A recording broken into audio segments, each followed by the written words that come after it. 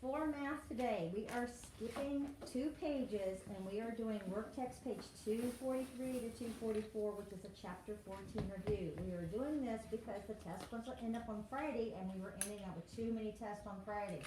It actually was supposed to land on Thursday. So I bumped it up 1 day only. So we're going to flip-flop because I need time to check this page so I can get it back to you to study for the test. The test will be on Wednesday instead of Thursday, just 1 day early. So first thing we're going to do is review the pieces of money. Alright, so first of all, this is a penny. So you would count by 1. Very good. Alright, the next one I'm going to show you is, whoops, all the money's falling. Alright, what about this one? Nickel. And it is worth 5 5 cents. cents. Very good. Alright, the next one?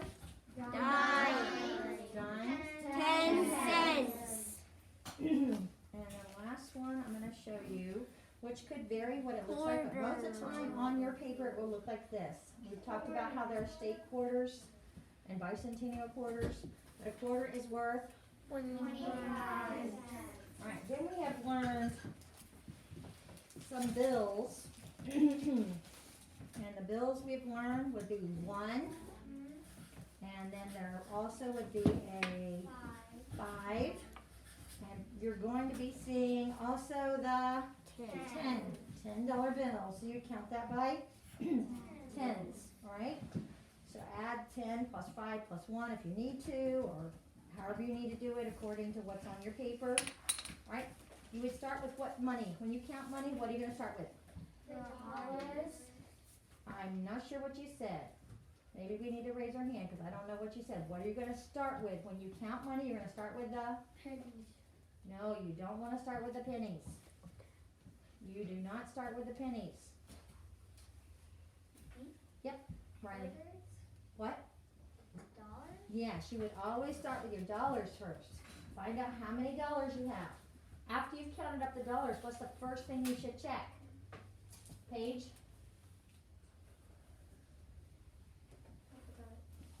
Landon? Lee, I'm sorry. See if you have 4 quarters. Yes, you need to see if you have 4 quarters. Because if you do, that's going to make another dollar. If you don't, then you can go ahead and put down how many dollars it is. Because that probably means there's not going to be a dollar's worth of change. Okay, there could be a dollar's worth of change. Sometimes they will show you a dollar's worth of change when they haven't put any dollar bills. But usually, if it's not 4 quarters, it's not going to be another dollar's worth of change. But if there are 4 quarters, circle the 4 quarters and realize that's another dollar. After you've done the dollars, what are you going to do? What's the first one you should do? Brennan.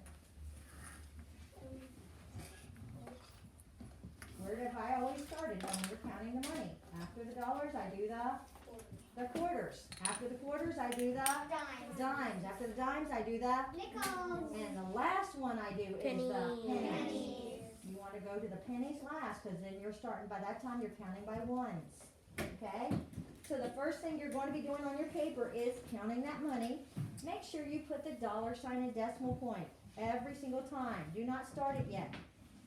Okay, in that next section, they are showing you an item. They actually are picturing the item you're going to be purchasing this time. That makes it a little more fun.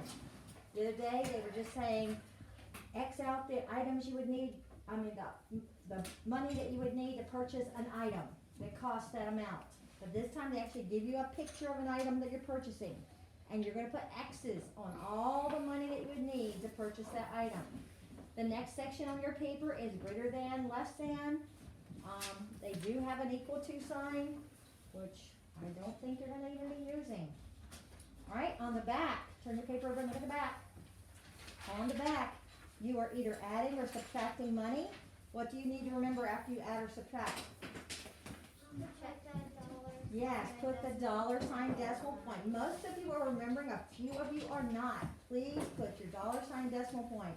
And let's read the story problem together. The first story problem says, Dan spent $1.45 on a hot dog and $1.25 on a drink. He paid with a $5 bill. How much money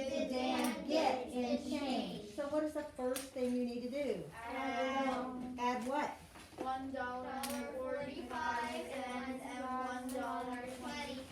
So you're gonna add the cost of the hot dog and the drink, and then what do you need to do? Subtract from? $5. You were told to take your jacket off. This is not about laying down. Take your jacket off, so you're not feeling like you need to lay down and go to sleep. Alright, so subtract it from the $5. Let's read the second story problem. This one says, Mom has a $25 gift card. Now, wait. Please don't be confused by the way they worded this one backwards. They started with how much money Mom has. On the other one, they said she paid for it with a $5 bill. Well, guess what? This one is starting with what Mom's going to pay for it with. She's going to pay for this, whatever she's going to buy, with a $25 gift card. Then they're going to tell you what she bought. What did she buy? Shoes for $13.48 and a shirt for $8.32. What are you going to do first? Add how much the shirt. Yes, you still have to add what she bought. What did she buy? A shirt and shoes. So you're going to still add $13.48 for the shoes and $8.32 for the shirt. Then you will subtract from the $25 gift card. Do you guys understand? They told you about this one backwards, but you're still going to do the same thing. Add what she bought, subtract it from what she paid for it with. Alright, then let's just go and fill in that last thing. Math can help you count your money and know whether you have enough to purchase an item. But only the Bible can help you know how to use your money in a way that honors God. So just fill in the word God there.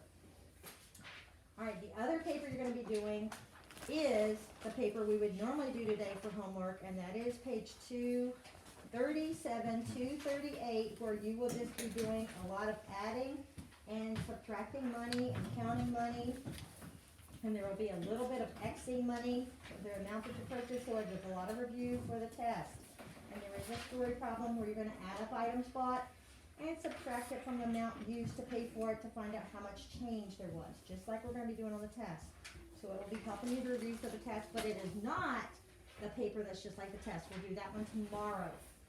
Actually, it's not just like the test, but very, very similar to the test. That one we'll do tomorrow, but tonight's homework will also help you prepare for the test. All right, you may go ahead and begin the chapter 14 review. If you have any questions, please raise your hand and I will come around and help you.